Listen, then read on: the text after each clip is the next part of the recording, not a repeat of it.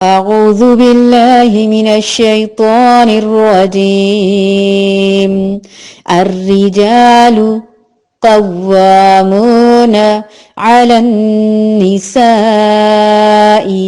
بما فضل الله بعضهم على بعض وبما أنفقوا من أموالهم فالصالحات قانتات حافظات للغيب بما حفظ الله واللاتي تخافون نشوزهن فعظوهن واهجروهن في المضاجع واضربوهن فإن أطعنكم فلا تبغوا عليهن سبيلا إن الله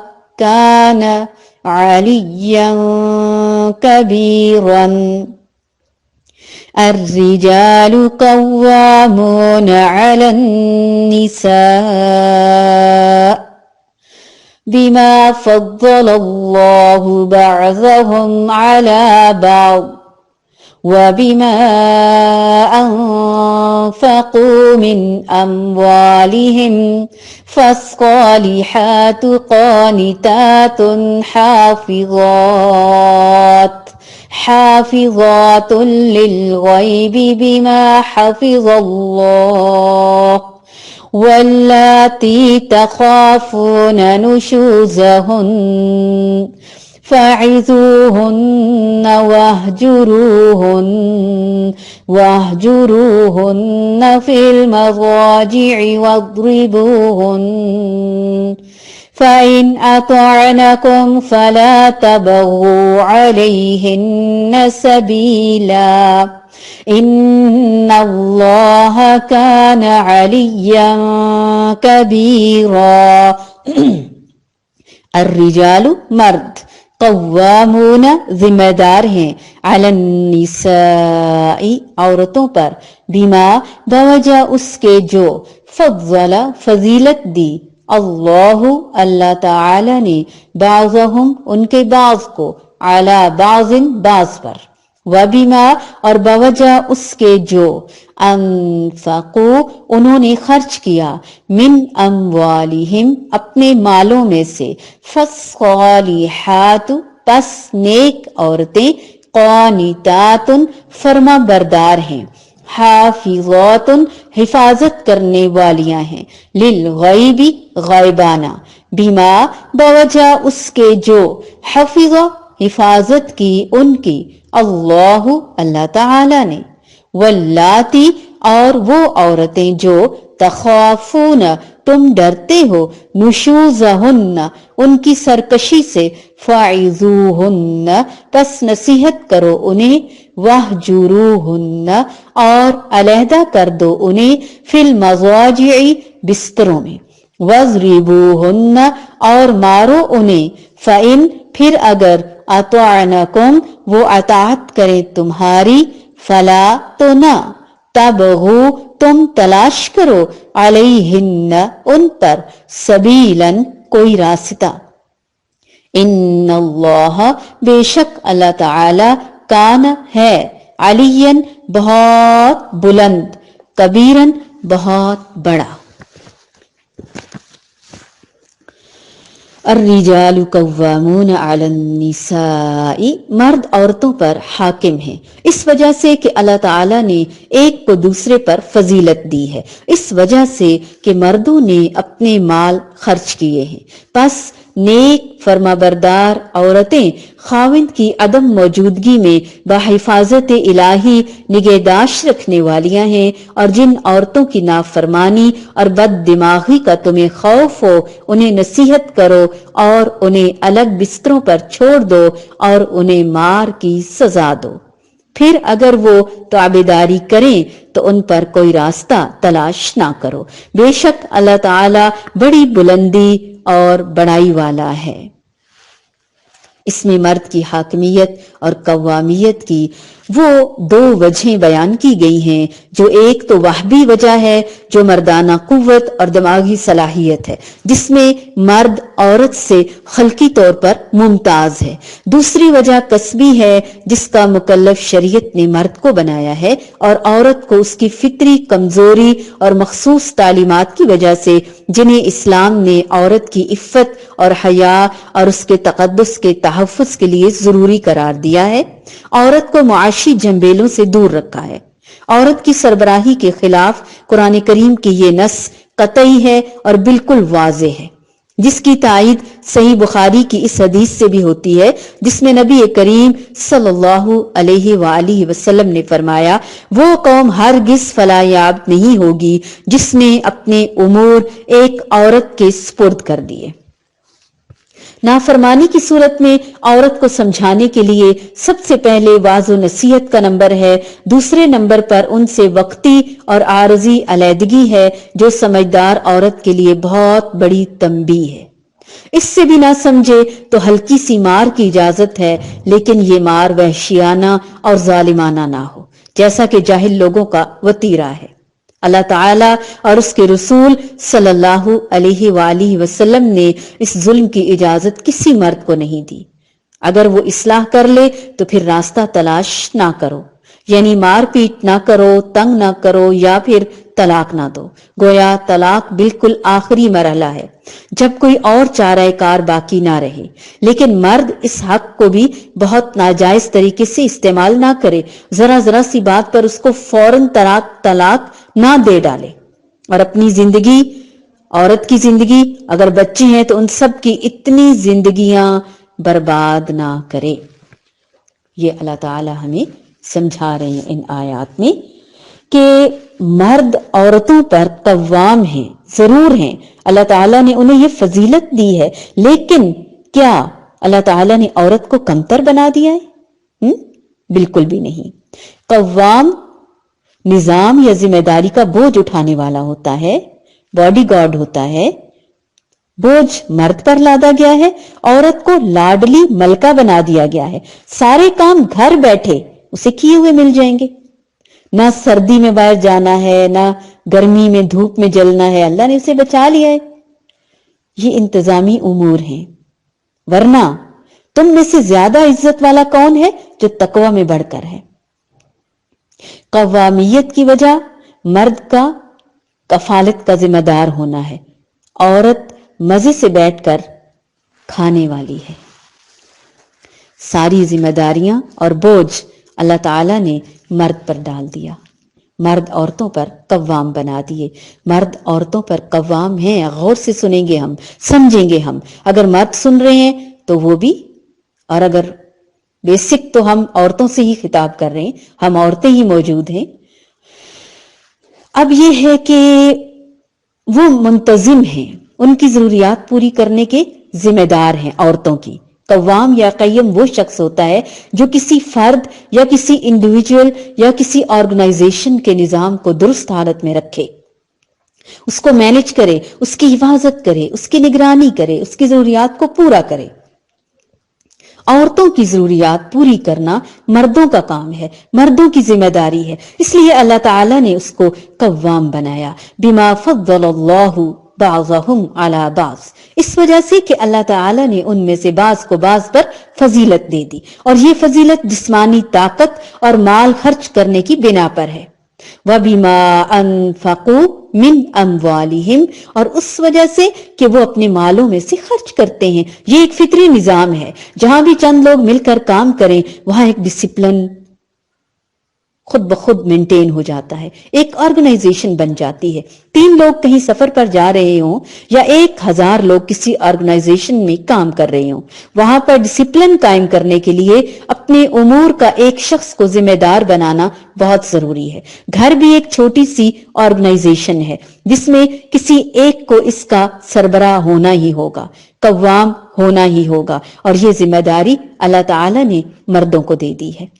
عورتوں کو اس بوجھ سے فارغ کر دیا ہے تاکہ جو اس کی ذمہ داریاں ہیں وہ ان کو آسان طریقے سے سر انجام دے سکیں۔ یہ اللہ تعالیٰ کا حکم ہے اور ہمیں کیا کرنا ہے؟ اللہ کے اس حکم کو ماننا ہے، قبول کرنا ہے۔ مرد کی برتری اللہ نے رکھی ہے، دنیا کا کوئی قانون اور کوئی طریقہ اس کو ختم نہیں کر سکتا، کیونکہ وہ فطرت کے خلاف ہے۔ اگر مردوں سے یہی جنگ رہی کہ ہم آپ کے برابر ہیں یا ہم آپ سے خدا نخواستہ بڑھ چڑھ کریں، اس کا نتیجہ کچھ نہ نکلے گا، لا حاصل، لا یعنی یہ کوشش ہے، کوئی فائدہ نہیں۔ اس لیے عورتوں کا رول کیا بتایا گیا؟ فالصالحات قانتات، تو جو نیک بیویاں ہیں وہ مردوں کے حکم پر چلتی ہیں، وہ قانتات ہیں، وہ صالحات ہیں۔ نیک عورتیں فرما بردار ہوتی ہیں، وہ مرد کی برتری کو تسلیم کرتی ہیں، مرد کے اس حکم کو مانتی ہیں جو اللہ تعالیٰ کی مرضی کے مطابق ہو۔ اگر وہ اللہ تعالیٰ کی مرضی کے خلاف کچھ کہہ رہا ہو تو پھر اس سلسلے میں یہ بات نہیں کہی گئی۔ گھریلو زندگی کے جو معاملات ہیں اس میں الٹیمیٹ فیصلہ مرد کو دے دیا گیا ہے، اور اس کی ایک وجہ یہ بھی ہے کہ بچے پالنے کے لیے عورت کو جذبات کی زیادہ ضرورت تھی۔ عورتوں کو مردوں کے مقابلے میں غصہ بھی جلدی آ جاتا ہے، محبت بھی زیادہ کرتی ہیں، کیئرنگ بھی ہوتی ہیں، ایموشنل بھی ہوتی ہیں، اور بعض اوقات جلد باز بھی ہوتی ہیں۔ تو ایسی تمام صورتحال سے نمٹنے کے لیے کچھ فیصلے ایسے ہوتے ہیں کہ ان سب چیزوں سے بالاتر ہو کر کرنے پڑتے ہیں، اور اس کی صلاحیت پھر عورت میں کم فطری طور پر، اور پھر بات یہ نہیں ہے کہ اس کا عیب ہے، وہ ایک بڑا کام کر رہی ہے نا، نسل کو پروان چڑھا رہی ہے۔ اسے فارغ کر دیا گیا، سپیئر کر دیا گیا کہ تم اپنے گھر اور اپنے بچوں میں اپنا وقت لگاؤ اور انہیں اپنی آخرت کے لیے سرمایہ بناؤ، اور باقی کام دوسرے پر ڈال دو۔ اللہ تعالیٰ نے خود ڈیلیگیٹ کیا مرد اور عورت کے بیچ۔ اللہ کی نظر میں عورت کا مقام، اس کی خوبی، اس کا حسن اس وقت ہے جب وہ شوہر کی فرما بردار ہے، اس کے احکامات کی مخالفت نہ کرنے والی۔ اللہ ہمیں اپنے خامدوں کا اطاعت گزار بنا دے، فرما بردار بنا دے۔ ہم ایسی بیویاں ہوں، ہم بیویاں اپنے خامدوں کی، اپنے شوہروں کی آنکھوں کی ٹھنڈک بن جائیں، وہ ہمیں دیکھیں، وہ خوش ہو جائیں، ہم ان کو اچھی لگیں، اور اے اللہ ہم تجھے بھی اچھی لگیں۔ ہم سے جانے انجانے میں جو بھول، جو کمی، جو کوتاہی ہوئی، اس کے لیے ہم تجھ سے اور اپنے خامدوں سے معافی مانگیں۔ رسول اللہ صلی اللہ علیہ وآلہ وسلم نے فرمایا، بہترین بیوی وہ ہے جس کی طرف تم دیکھو تو وہ تمہیں خوش کر دے، جب تم اسے کسی بات کا حکم دو تو بجا لائے، اور تمہاری عدم موجودگی میں اپنی ذات اور تمہارے مال کی حفاظت کرے۔ انشاءاللہ ہمیں ایسی ہی بہترین عورت بن کر دکھانا ہے۔ رسول اللہ صلی اللہ علیہ وآلہ وسلم نے فرمایا، اللہ تعالیٰ اس عورت کی طرف نظر رحمت نہیں کرتا، رحمت کی نظر سے نہیں دیکھتا جو خامد کی ناشکری ہے، شکر گزاری نہیں کرتی، حالانکہ وہ اس سے بے نیاز نہیں ہو سکتی، اس کے بغیر وہ رہ بھی نہیں سکتی، لیکن جب وہ ہوتا ہے تو اس سے لڑائی جھگڑا، گلے شکوے، کمپلینس، تو شوہر بھی چاہے اس کے پاس جتنی بھی جسمانی مال ہو، طاقت ہو، مالی طور پر وہ کتنا ہی سٹیبل کیوں نہ ہو، پھر بھی وہ ایک انسان ہی ہے نا، وہ ہیومن بینگ ہے، بینگ اے ہیومن بینگ، بھول بھی جاتا ہے، غلطی بھی ہو جاتی ہے، تو ایسی چیزوں کو ہمیں اگنور کرنا ہوگا، ہمیشہ گنتے نہیں رہنا ہوگا، اس کے احسانات گننے ہیں، اس کی غلطیاں نہیں۔ اگر وہ برابر ہوں، یعنی غلطیاں اور احسانات، تو بھی ہم نے شکر گزار ہی ہونا ہے۔ اگر اس کی نیکیاں اور احسانات زیادہ ہوں اور غلطیاں کم ہوں تو غلطیوں کی بنا پر اس کی ناشکری نہیں کرنی، تھینکفل رہنا ہے۔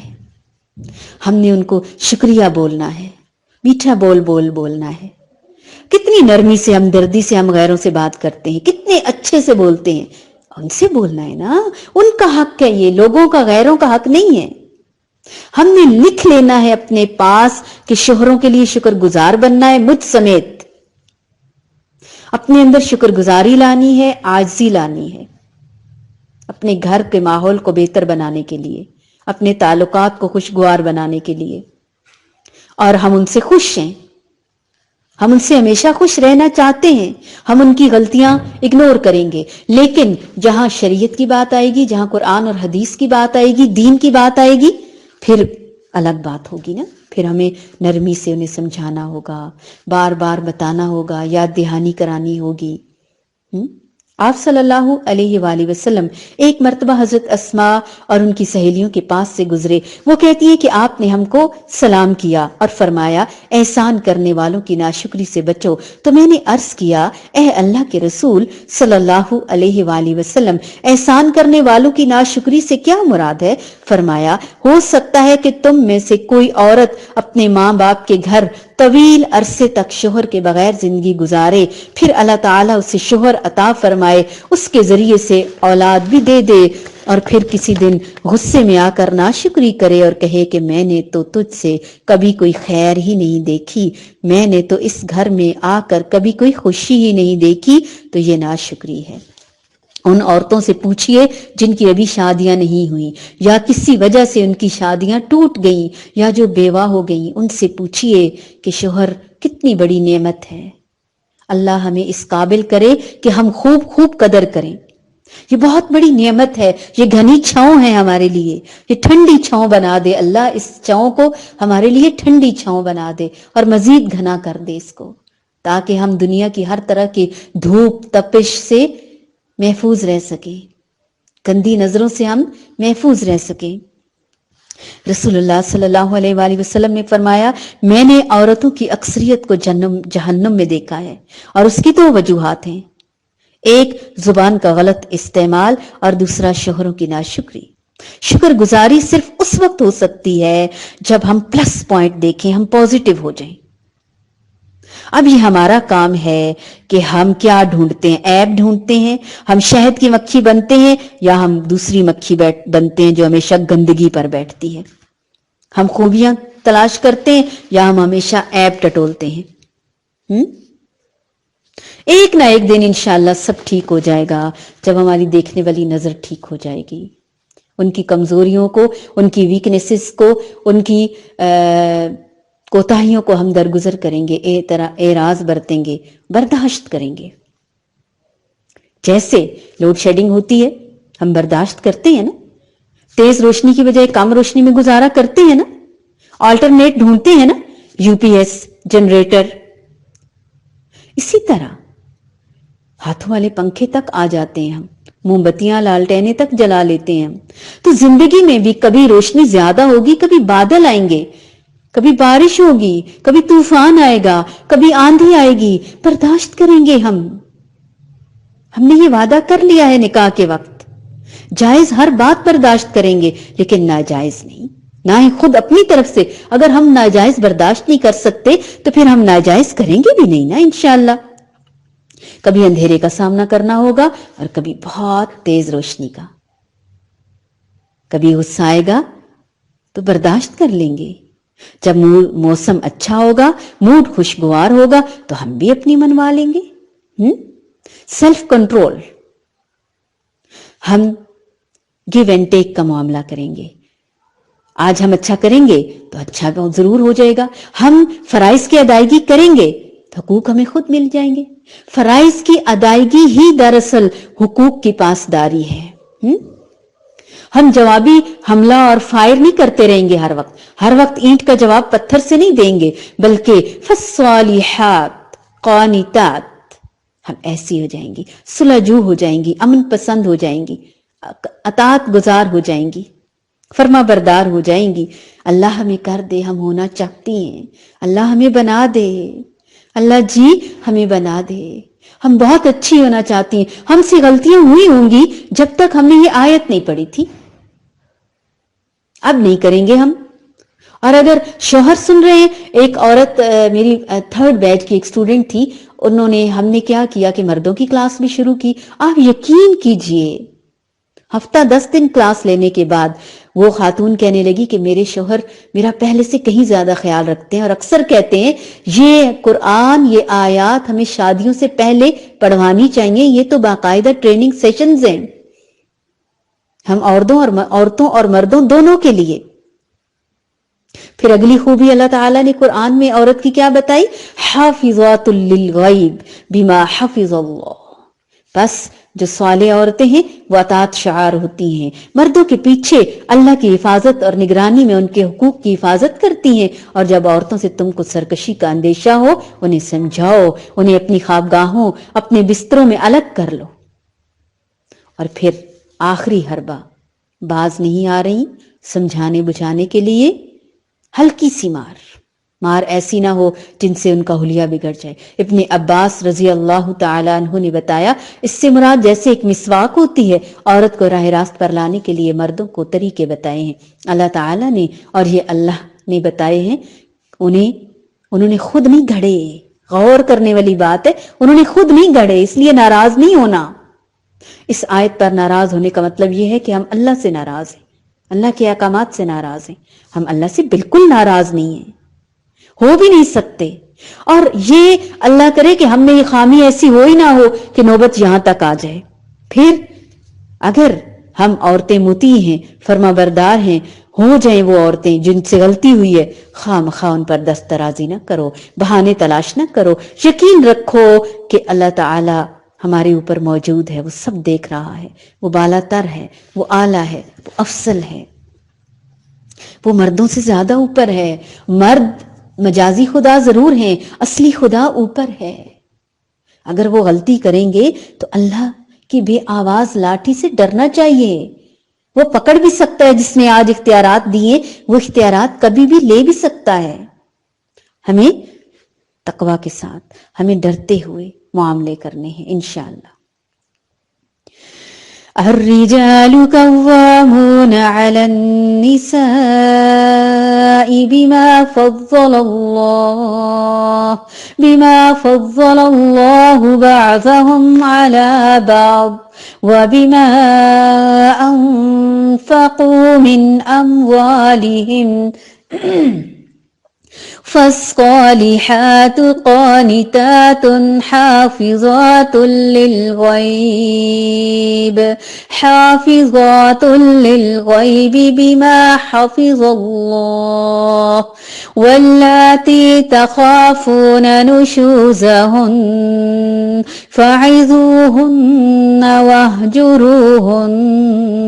واهجروهن في المضاجع واضربوهن فإن أطعنكم فلا تبغوا عليهن سبيلا إن الله كان عليا كبيرا.